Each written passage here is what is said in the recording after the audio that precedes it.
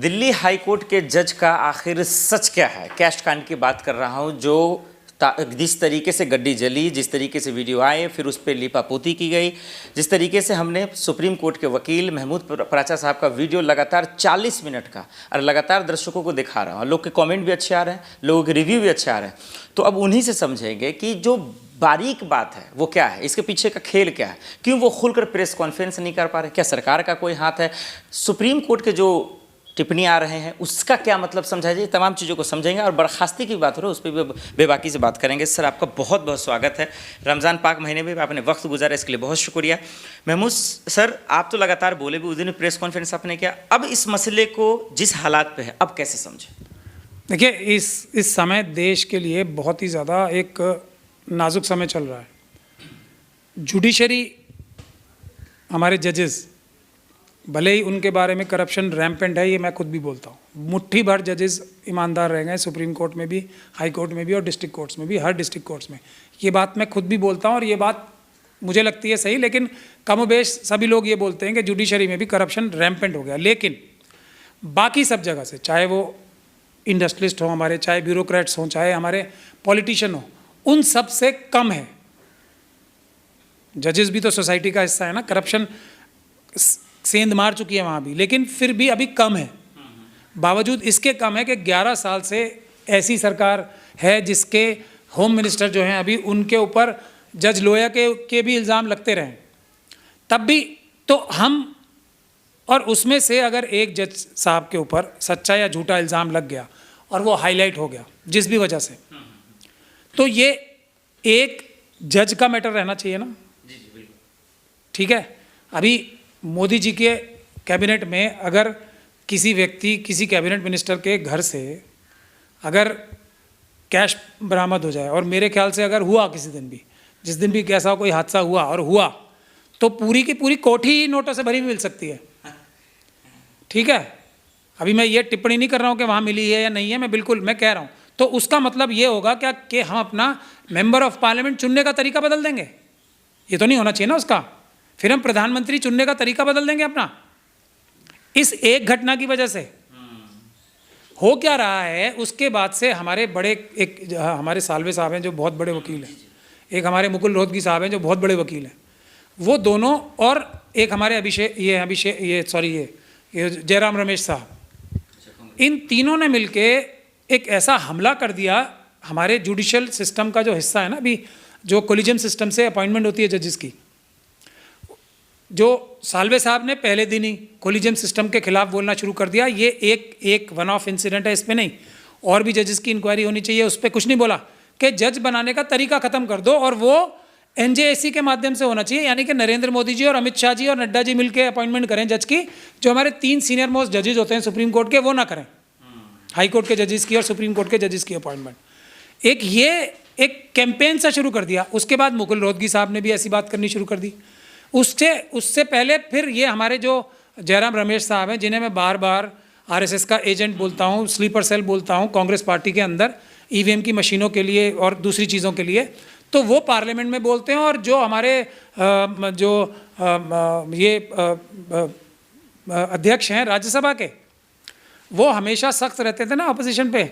इस बात को उन्होंने बड़े हाथों हाथ लिया और कहा, जी हाँ, ये तो बड़ी बढ़िया बात कह रहे हो आप, और हम आपको मौका देंगे। पार्लियामेंट में डिबेट होने वाली है, किस लिए? ये एक वन ऑफ केस पे नहीं, पूरे जुडिशियल सिस्टम का निज़ाम, जजेस की अपॉइंटमेंट का बदलने का। तो हम इतनी बड़ी साजिश को कामयाब होने दें? तो बिल्कुल गलत बात है ना ये। सर, सवाल तो ये है ना कि जो जज साहब का बयान है उस पर आपकी क्या प्रतिक्रिया, क्या सच है, कितना यकीन करने लायक? क्योंकि वीडियो कुछ आ रहे हैं, उनके बयान कुछ आ रहे हैं, पहले कुछ और आ रहा था। देखिए, इसमें मैं एक हमारे इससे पहले जज गए हैं, रिटायर हुए, chief justice of India Chandrachud साहब, उनके बारे में भी सोशल मीडिया पे बहुत लोग तो हिम्मत कर नहीं पा रहे हैं, लेकिन उनका एक गैंग बताया जा रहा है जिसमें अलग अलग वकीलों के भी नाम आ रहे हैं। एक वकील साहब हैं अंकुर चावला, वो प्रभु चावला जी के बेटे हैं। अभिमन्यु भंडारी साहब का नाम आ रहा है, एक वो सीनियर एडवोकेट। गोपाल जैन, वो भी सीनियर एडवोकेट हैं, वो भाई हैं, बता रहे हैं ये श्रीनिवासन जैन के। एक राजेश्वर सिंह साहब हैं, बीजेपी के एमएलए हैं, फॉर्मर जॉइंट डायरेक्टर रहे हैं वो ईडी में, और चंद्रचूड़ साहब का गैंग बताया जा रहा है इन्हें। अब गैंग किस काम के लिए, ये जो लोग हैं इनके ऊपर जो सोशल मीडिया में चीज़ें वायरल हो रही हैं वो ये हो रही हैं कि इनडायरेक्टली या डायरेक्टली कि ये लोग पैसा इकट्ठा करके लंदन भेज रहे हैं। अब लंदन में चंद्रचूड़ साहब के बेटे हैं, ऐसा भी मार्केट में खबरें आ रही हैं, सोशल मीडिया पे ही आ रही हैं। तो ये सब चीज़ों का भी इन्वेस्टिगेशन कर लें, तब भी मुझे कोई परेशानी नहीं है।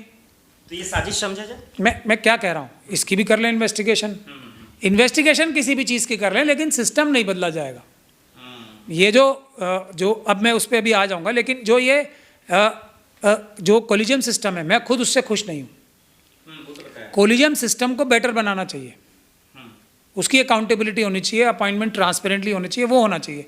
लेकिन कोलिजियम सिस्टम जजेस द्वारा जजों की नियुक्ति हो रही है, उसको ख़त्म करके प्रधानमंत्री मोदी जी, अमित शाह जी और नड्डा जी जज बनाने लगे, ये नहीं होना चाहिए। अगर होना चाहिए तो फिर ट्रांसपेरेंटली होना चाहिए। बिल्कुल, ये सर बात आपका वाजिब है, लेकिन जो दर्शक है देखिए इतना डीप तो नहीं समझ पाएंगे। आम भाषा में समझाइए कि क्या ये फ्रॉड हुआ, पैसा किसका था, क्या जज साहब को फंसाया गया, खुद फंसे, मामला क्या है? देखिए, इसमें मैं आपको बता रहा हूँ ना, मामला असली ये है जो मैं आपको अब बता रहा हूँ, जो निकल के आ रहा है। जी। अगर एक, मैंने इसीलिए आपको एग्जांपल दिया कि अगर, मैं ये नहीं कह रहा कि ये काम हुआ है या नहीं हुआ है, अभी मैंने जो जवाब देखे हैं उसमें कोई भी अच्छा वकील होगा, मैं भी होऊंगा, तो जज साहब को कुछ नहीं होगा। लेकिन उसमें अगर सच्चाई है तो दिल्ली पुलिस की सबसे बड़ी भूमिका है। उन्होंने क्यों नहीं रिकवरी की मनी की, है ना कि नहीं भूमिका? अब उन्होंने सबूत नष्ट किए तो दिल्ली पुलिस ने किया है। दिल्ली पुलिस का इंचार्ज कौन है देश में? अमित शाह जी।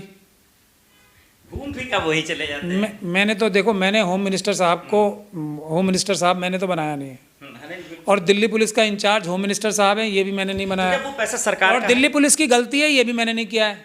जब वहाँ अगर दिल्ली पुलिस ये कह रही है, दिल्ली पुलिस के कमिश्नर की रिपोर्ट, जो वो रिपोर्ट आई है, और मैं धन्यवाद करना चाहता हूँ, हालांकि मैं कम ही धन्यवाद करता हूँ जजिस का, खन्ना साहब का, क्योंकि उन्होंने एक ऐसा अच्छा काम किया है जो मैं अगर उनकी तारीफ़ नहीं करूँगा तो मैं भी अपने आप को ईमानदार नहीं समझूंगा। उन्होंने सारी की सारी report, chief justice of Delhi high court की रिपोर्ट डाल दी वेबसाइट पे, ताकि सब देख लें। यही तो हम कह रहे हैं और यही हम चाहते हैं। और उन्होंने जस्टिस वर्मा का जवाब भी डाल दिया कि लोग अपने आप देख लो, जो हो रहा है, देश की जनता जो देश की मालिक है, खन्ना साहब की भी मालिक है, हमारी भी मालिक है, सबकी मालिक है, वो खुद देख लें कि मैं कुछ छुपा नहीं रहा हूँ। चीफ जस्टिस साहब का ये, तो उनके खिलाफ भी एक PIL डाल दी गई है ऑलरेडी सुप्रीम कोर्ट में ही कि ये जो है गलत है, ताकत नहीं कोलिजियम को। कोलिजियम के पीछे सब पड़ गए हैं अब, तो कोलिजियम को डिफेंड करने के लिए देश के सारे मजबूत वकील आएंगे। अगर कोलिजियम के सिस्टम को अपॉइंटमेंट बेटर करनी है, अगर उसमें रिजर्वेशन शुरू करनी है संख्या के हिसाब से, SC ST OBC माइनॉरिटीज़ की, तो हम सब साथ हैं। अगर ट्रांसपेरेंटली अपॉइंटमेंट होनी है, जो एग्जामिनेशन हो रहा है और वीडियोग्राफी, लाइव वीडियोग्राफी में इंटरव्यू होने हैं, हम सब साथ हैं उसके। लेकिन अगर मोदी जी और अमित शाह जी अपॉइंट करेंगे जजिस को, तो वो हम नहीं होने देंगे। ये हम सड़कों पे आ जाएंगे वकील, सुप्रीम कोर्ट की जो कोलिजियम है उसकी सुरक्षा के लिए। सर फटाफट ये बता दीजिए। तो अब मैं ये बता रहा हूँ कि ये जज साहब ने ये कहा है कि ये पैसा मेरा बिल्कुल भी नहीं था, मेरे खिलाफ साजिश था, ये नज़र आ गया। जो कमिश्नर ऑफ पुलिस की रिपोर्ट है उसमें आया है कि जी वहाँ पे जले हुए नोटों की गड्डियाँ मिली, ठीक। लेकिन जो रिपोर्ट में जो पब्लिक डोमेन में भी आ रही है, वो फायर डिपार्टमेंट ने कोई पुलंदा इकट्ठा नहीं किया, पुलिस डिपार्टमेंट ने कोई किया नहीं। तो ये गलती किसकी हुई, अमित शाह जी की हुई या मेरी हुई? और ये मैं मान नहीं सकता कि ये DCP लेवल तक या कमिश्नर लेवल तक बात रह गई होगी, क्योंकि अरोड़ा साहब ने फ़ोन किया है, ये भी रिपोर्ट में है, chief justice of Delhi high court को, अगले दिन किया है 15 तारीख को। दो सवाल बहुत महत्वपूर्ण है जानना चाहते हैं। पहला ये कि ये सुप्रीम कोर्ट और जज का मामला है, क्या सरकार को इस पर नहीं आना चाहिए या सरकार को आना चाहिए, इसमें इंक्लूड करना चाहिए, क्या दोनों अलग मामले हैं? देखिए, सरकार अगर सरकार का काम करे तो पहले तो अमित शाह साहब को भी उसमें आना चाहिए ना, इंक्वायरी में, कि दिल्ली पुलिस ने वो अगर नोट वहाँ थे तो रिकवर क्यों नहीं किए। तो ये किसकी जिम्मेदारी हुई? सरकार की नहीं, अमित शाह जी की। क्योंकि कमिश्नर ऑफ पुलिस ने, ये इसी रिपोर्ट में लिखा हुआ है कि कमिश्नर ऑफ पुलिस ने अगले दिन करीब शाम को जज साहब को इन्फॉर्म किया, दिल्ली हाई कोर्ट के। तो आप ये मान सकते हैं कि DCP साहब ने दिल्ली हाई कोर्ट के चीफ जस्टिस को तो बता दिया, और कमिश्नर साहब ने, और अमित शाह साहब को नहीं बताया होगा, ये मैं नहीं मान सकता। तो अमित शाह साहब को तो पहले दिन से पता थी सब बात, ठीक। तो फिर पुलिस के खिलाफ उन्होंने आज तक क्या एक्शन लिया कि जो उन्होंने रिकवर नहीं किए पैसा, ठीक हो गई ये बात। तो अमित शाह साहब इसके दायरे में आने चाहिए, पहली बात तो ये है। दूसरी बात यह है कि अब जब इन्वेस्टिगेशन हो रही है एक चीज़ की, तो जो निष्पक्ष तरीका अभी तक चीफ जस्टिस साहब ने अपनाया है, ट्रांसपेरेंटली सारा मटेरियल इन्वेस्टिगेशन का सबके सामने रख देगा, अगर वो कर रहे हैं, वो तो हम अम्बेडकरवादियों की डिमांड को मान के कर रहे हैं या उनके अपने दिमाग में भी पारदर्शी तरीके से इन्वेस्टिगेशन करना है, तो हमें उन सब के साथ खड़े होना चाहिए या ये कहना चाहिए कि सीबीआई इंक्वायरी करा दो इसमें। अमित शाह साहब जो हैं फ़ोन करके फिर ये ताकत अपने हाथ में ले लें कि बोलो जी पार्टी ज्वाइन कर रहे हो नहीं कर रहे हो, जो हमने ज्योतिरादित्य सिंधिया साहब के साथ देखा, ये नहीं देख रहे हैं हम रोज़ कितने विपक्ष के नेता ईडी सीबीआई और उनके डर से एक सवाल यहाँ पे चले जाते हैं, बीजेपी ज्वाइन कर लेते हैं, ये तो हम रोज देख रहे हैं ना। आप अमित शाह पे अटैक कर रहे थे, एक सवाल डालूं, अमित शाह को क्या फायदा मिलेगा जज को फंसा के? ये सवाल तो आएंगे बीजेपी की तरफ से। अगर अच्छा ये जो इतने सारे एमपी एमएलए पे दबाव डाल के फायदा क्या मिला अमित शाह जी को, ये बताओ। कुछ फायदा मिल गया? महाराष्ट्र की सरकार आज उनकी है, शिंदे साहब और अजीत पवार साहब सब टूट के पार्टियां तोड़ दी, ठीक, ये आधा फायदा समझ लो आप। अभी सुन लो ना आप, जजेस को अपने कब्जे में रखने का क्या फ़ायदा है? जैसे पॉलिटिकल पार्टीज़ के नेताओं को अपने कब्जे में रख के फ़ायदा हो गया। अब सुप्रीम कोर्ट ने जो जब ये तोड़फोड़ हो रही थी, जब ये जो शिवसेना का सिंबल और जो पवार साहब का सिंबल, एनसीपी का सिंबल, और उनकी जो स्पीकर साहब ने जो डिसीजन लिया था उस पर फैसला वो कौन कर रहा था? वो कर रहे थे सुप्रीम कोर्ट के जजेस।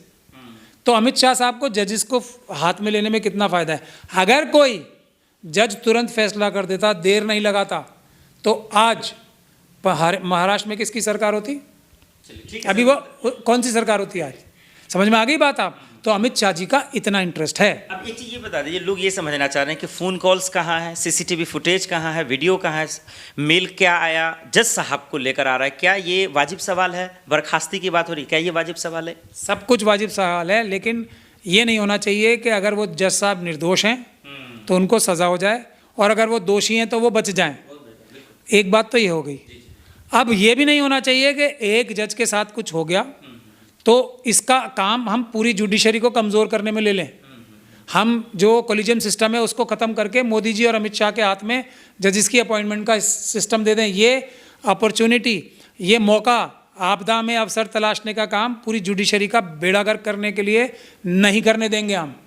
तो इसको एक केस की तरह देखें। अब इसकी अगर ये चाहते हैं ना कि आप सिस्टम ही सुधार दें, तो सिस्टम सुधारने के लिए आ जाते हैं। फिर सारे जजेस जितने भी हैं सबका नार्को एनालिसिस टेस्ट होना चाहिए। सबसे पहले प्रधानमंत्री जी अपना नार्को एनालिसिस टेस्ट दें। सवाल ये होंगे कि क्या उन्होंने अंबानी जी के साथ कोई भेदभाव करके उनको फ़ायदा पहुंचाया नहीं पहुंचाया, अडानी जी को पहुंचाया नहीं पहुंचाया, यूसुफ लुलू जैसे, ये सब सवाल पूछे जाएँ, उनसे भी, जजेस से भी पूछे जाएँ, और उसको पब्लिक डोमेन में कर दिया जाए। राष्ट्रीय सुरक्षा के जो सवाल होंगे वो ना पूछे जाएँ। करप्शन तो राष्ट्रीय सुरक्षा का सवाल नहीं है ना। अमित शाह जी से भी पूछ ले जाएँ कि जय शाह साहब में उन्हें ऐसी क्या खासियत नज़र आई थी कि पूरा लॉबी करके उन्होंने क्रिकेट का उनको एक तरीके से इंचार्ज बना दिया। ये जो अनंत अंबानी है, क्या नाम है उनका, उनको ये वंतारा जो दे दिया गया, वो कौन से ऐसे बड़े जो हैं वाइल्ड लाइफ एक्सपर्ट हैं, उनमें क्या खासियत थी? तो उसी प्रकार से सारे जजेस का भी नार्को एनालिसिस टेस्ट हो जाए और उनकी भी इंक्वायरी सबकी हो फिर। और उससे भी बड़ी बात, हमारे जो ये सीनियर एडवोकेट्स हैं ना, वो भी तो जजेस की तरह अपॉइंट होते हैं ना। जैसे कोलिजियम सिस्टम जज को अपॉइंट कर रहे हैं, हमारे जजेस भी तो सीनियर एडवोकेट्स को अपॉइंट कर रहे हैं। तो ये सारे सीनियर एडवोकेट्स की भी हो जाए एक बार। ये भी तो बहुत बड़े बड़े आदमी बन रहे हैं ना, बड़े टीवी पे आके कपिल सिब्बल साहब कुछ कुछ बोलते हैं और हम सब लोग ऐसे करके सुनते हैं। इनका भी ज़रा टेस्ट हो जाए सबका। सिर्फ एक ही तरीके से टेस्ट नहीं होगा, जब सिस्टम साफ करना है तो सबका टेस्ट होगा फिर।